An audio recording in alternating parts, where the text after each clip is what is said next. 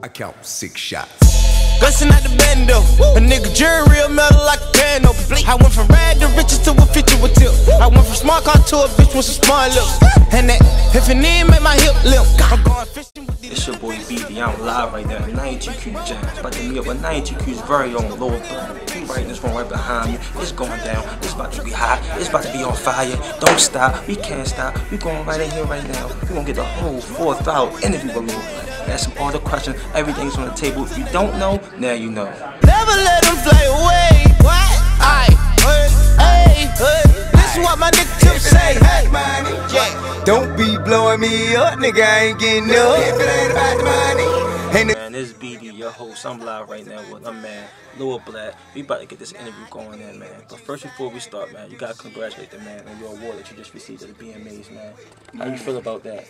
Hey, I'm just happy to, just be honored to be acknowledged, period. You know what I mean? For me, like Manny, D-Boy, everybody else said, being a little dude from the area that actually, I'd have never thought I'd have got in the radio and everything else. So, just to be acknowledged, I'm ecstatic about that. I ain't even really care about winning. I was just happy to be acknowledged for doing something good. I mean, coming from one side of the tracks. Yeah, and getting there. Hey, I'm used to somebody calling my name with a couple people coming at me. Exactly. I mean, versus everybody standing up applauding for me. So I'm just, all this, I'm like, it hasn't set in yet. Yeah, it's still, everybody say black, you don't realize what you doing or where you at. I still just feel like black.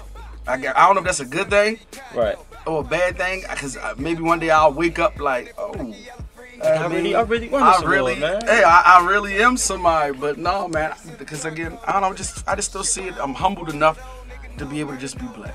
That's all. So who is Lord Black? Oh man, I mean, a lot of people don't know you got a nice fan base. Like, who is Lord Black doing? Lord Black is a father, is a homeboy, boyfriend, at one time fiance. One time criminal. Lord Black is a lot. Lord Black is the average guy. I mean, I've just been blessed to see a lot in my life. I mean, from one side of the tracks. I mean, as I always say, I didn't grow up in this town. I lived in this town. Right. And I really didn't put footwork in this town on any level, whether it be sitting down at City Hall, from being in the streets, from being here to doing stuff with the kids, you name it. I feel like I might not have built the whole city, but I done put a couple bricks in the foundation. How was the transformation from going from, like you said, being a criminal to where you at right now today? Actually, it was easy. I mean, that last time I went to court, and that judge said, hey, look, I don't know what's going on in your little circle. Right. But, yeah, I mean, you see how everybody falling. And for me, like I said, I hate to say that I was blessed, because you never blessed to make it through doing stuff that's wrong. Right. But going from, like at one time, I was facing the death penalty. I mean, I'd have been through a lot. I mean, from being kidnapped in this town, doing dirt, having dirt done, you name it. For me, that's why I said it's all still so surreal for me.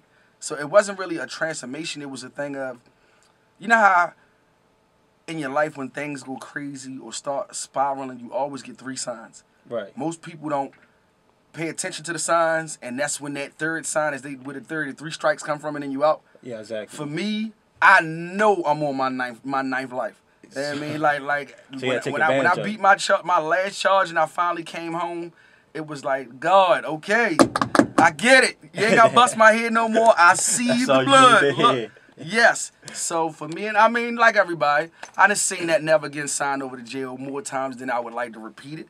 Right. But at the same time, in my situation, I just got tired of, it was like I was facing a situation that was so heavy physically that when I seen homeboys going home, coming back 2 and 3 times, and I'm still sitting there like, damn, yo, I'm trying to fight uptown once, you done came back 3 times. Right, exactly. I mean, and just being in it, it ain't fun. It ain't pleasant. It ain't. I mean, knock on wood, I ain't get into a whole lot because, again, in all situations, I'm still black.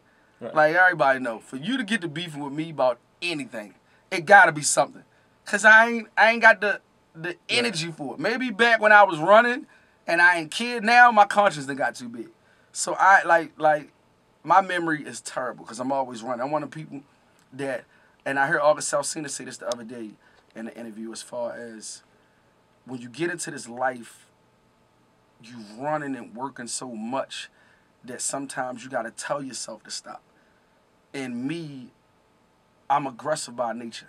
So anything I jump in, I'm jumping in full force. Like, ain't no gray area with me. If I fuck up, I big. If I don't, like, if I do good, I do good. If I fuck up, I fuck up bad. Right. It's either or. Ain't no gray area with me. Ain't no middle. How did you start, though? How did you start your career? I started a little differently from everybody else. I started off maybe 10 years ago, did my birthday party over Drew Hill Park. Everybody know. Shut it down to the point that I had the radio there, Big Fat Morning Show.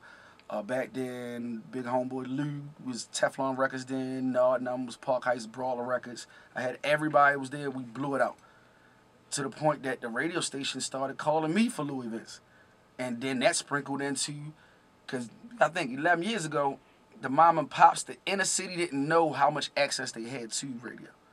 I fell into it, but took advantage of it once it started happening.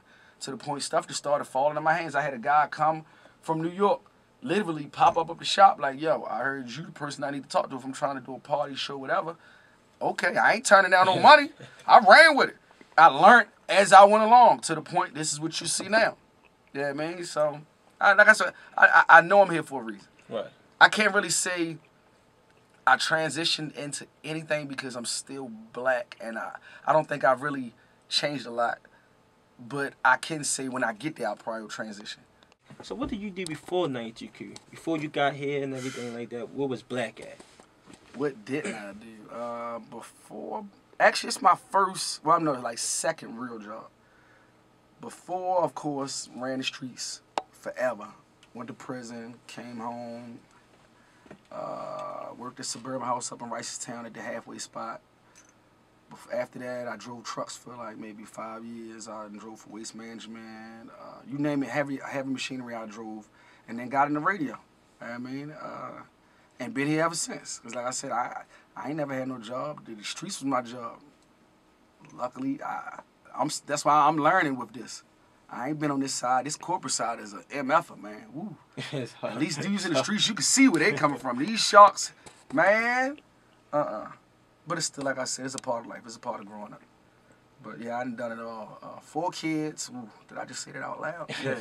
4 kids. That's hard. 2 white, 2 black. Was married a long time ago. Divorced. I done everything, yo. Literally everything. Born and raised West Baltimore, Libby Heights and Garrison, Libby Heights and Gwinnett, Oakfield, Chelsea, Midway, all everywhere around there. Did all my dirt east. What else? I mean, that's black in a nutshell, yeah. I mean, went to City, Forest Park, Garrison, Catholic school, all my beginning of my life. I think that's in a nutshell. Right. Her used to be an artist, man. I used to do a little drawing back. Matter of fact, oh, that's right. I had to take the pictures down, but no, people don't understand, yo. And that's why I say I know God got me here for a reason, because how I ended up at the Maryland Institute of Art for 5 years on a full scholarship. And this was back when I was like 8, 9 years old. I mean, just again, I turned like 11, 12, got in the streets and was like, man, this pay off more. I ain't waking up no Saturday mornings, 8 o'clock to be in here with all these white kids drawing, man. But now, yeah, I go back and draw. People don't even know I play piano too. See, yeah. All together. I'm a jack of all trades. But it's all because I was fortunate enough to be put in so many. Like, I've done so much, it kind of scared me sometimes. Because they say, you show me a man that been here too long, or you show me a man that know everything, I show you a man that been here too long. So it sometimes scares me, but that's just me knowing, or that's just God's way of showing me I have you here for a reason, because I got a lot of aces in my pocket. So do you feel as though your past, for all the dirt, everything you did, that's probably, most people's eyes would be like, you did wrong? Do you feel that made you who you is today? Hell yeah. Made me who I would. Now, would I have liked to learn those lessons a little easier? Yeah, because I done bust my head a couple times. To the man, quick story real fast. When I was about 15 years old, down on Calhoun, Motion Calhoun. One of my best friends, and I know if he ever sees this clip, me like, Black, your ass told that story. Guy got to beefing with us over something. I think it was like $20 change or whatever. Guy pulled out the Mac 10, put it in my head. Shells fell, but nothing came out the gun. Literally. That's why I said. By itself. That's why I said I know God got me here for a reason. I have used my 8 out of the 9 lives. Literally. Quick fun, never funny story. How I got the name Black. When I was younger, we used to steal cars like hell. Getting chased one time up Libby Heights. Laid down on the ground, took my shirt off, police rolled right past. So for everybody that want to know how Black got the name, when I was 11 years old, getting chased by the police, took my shirt off, laid down right there on, what's that, over Libby Heights in Gwinnett, and the police rolled right past. His name stuck with me ever since. Yo, go ahead and jump into this on top. I heard you met the president. Well, not necessarily met the election we just had. He called all the urban radio stations to do interviews. And he only did 4 urban morning shows. And I had the privilege of assisting in engineering our AM station. All right. And he called in when I say, like, and I'm going to sound like a groupie right now. Like, I have sat down and interviewed everybody, yo. And it was never a time where it was like, oh, my gosh. Maybe Jay, only not because he's Jay, but you got to respect what he did in the game. But to be on groupie time, when they called, it was like, yes, this is such and such, calling from the White House. I'm like, oh, shit, it's about to get real. Like, yo, when I say, yeah, I was sitting there, because, again, you got to realize, yo, coming from where I came from to sitting down now a one-on-one with first the representative for the White House. Then they came back a half an hour later. All right, Black, hey, da-da-da, the next voice you'll hear will be the president after secretary, whatever, comes in and lets you know what's going on. And I'm sitting here like, oh my gosh, it's about to happen. Like, yeah, I could take that one to my grave. Come on. How many people can say, and even though the only thing he said to me, because I was just the liaison to get him ready for the Larry Young, who he was going to interview with. Mm-hmm.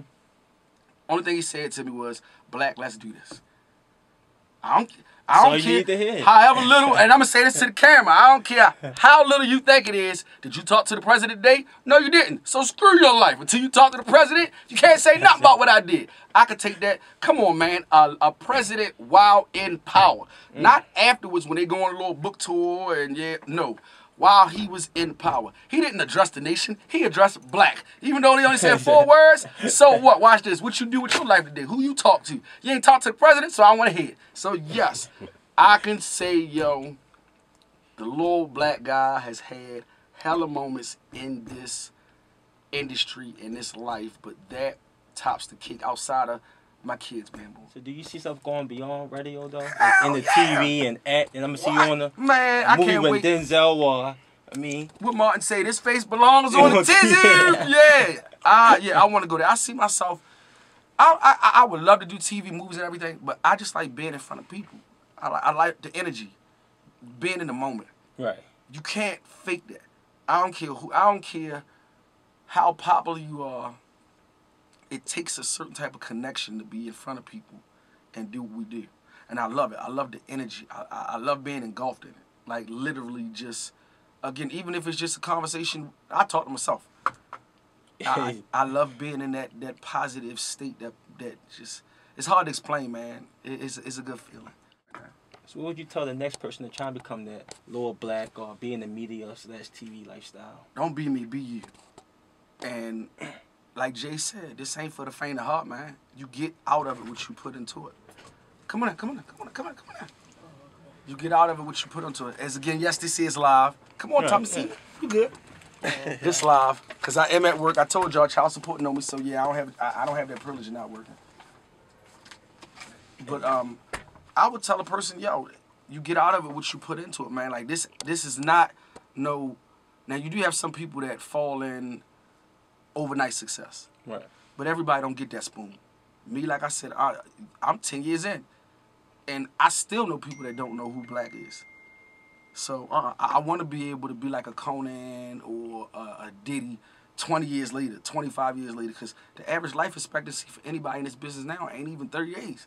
So, again, that's why I don't take it for granted. So with your lifestyle and the position you're at right now, what do you do so far for us, like giving back to the community and the people and stuff like Anything they ask. I love my city. I love my people. People in general. Because even though I'm on this side, I'm still just like that guy right there. So, and I think that's why I'm still humbled enough that it really hasn't hit me. And I don't even know if it will hit me. But I think that's what keeps me grounded, because the day I might be on stage, tomorrow you'll catch me down the after hour, you know what I mean, on pacing, holding the wall, whatever the case may be. Because again, I'm still that guy that just happened to be this guy over here. So what's next for Lil Black, man? Let everybody know. What's next? What you got coming up next for you? Man, everything. Everything. Yeah, I don't like to really say per se what I have, because I like to speak it in existence, what's going to happen next. And for me, I want everything to happen. Any and everything, whether it be, like I said, a church function. My ultimate goal, I want to do like LA. I want to go to Atlanta, because everybody in Atlanta, man. And in another 5 years, Baltimore is going to be Atlanta, because everybody in there now. I want to do the real stuff, man. You know what I mean? Like how Terrence J doing stuff like that, went from BT to what he doing now. Yeah, that was big. Man, can you imagine I said, man, that's first time I ever saw that somebody go from BT, from being the host there, and actually go further for his acting. Steve Harvey movie. Now you hosting big events. That's big, what it's all about, man. And he doing the real stuff. That's where I want to be. Like, literally, yeah. I can see myself now standing next to Iggy. One of them, like, yeah, Big Bus Snow Bunny, Lil Black is here. You know what I mean? So, yeah, like I said, I don't know where God will take me next.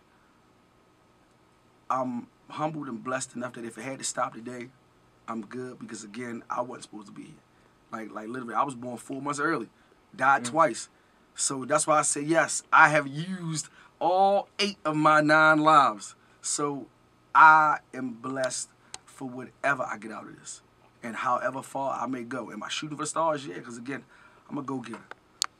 Put me anywhere on this earth and I'm gonna survive. Now how I'll survive, I don't know, but I will survive.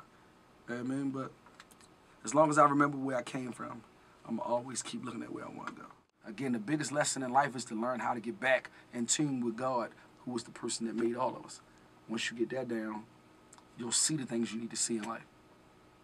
A lot of people wouldn't even know that, because Black run around so crazy. Yeah, I have been around a lot and through a lot, man. Right, man. You'd be surprised, contrary to popular demand of what everybody may think about me, maybe take the time. Don't take 5 minutes. To get to know you. To get to know me. And even if it's just whoa, what's up, y'all? Me just speaking in that 5 minutes will probably kill half the rumors and stories you done heard about Black. But I like it, because that means if somebody took the time to talk about me in a conversation I wasn't there, shit, homie, thanks for the plug. Just make sure you post it so I can get some credit off of it. Exactly, man. Just like that, man. It's Lil Black, it's BD, it's DeepCovertv. You're alive, you've been in tune, and just like that, man, we out. Peace. What you think we in the neighborhood about? Standing at the corner store with a pocket full of dough. I be damn if a nigga wipe a hood, hoe. Learned that from UGK, back pocket full of stone, with your money down like a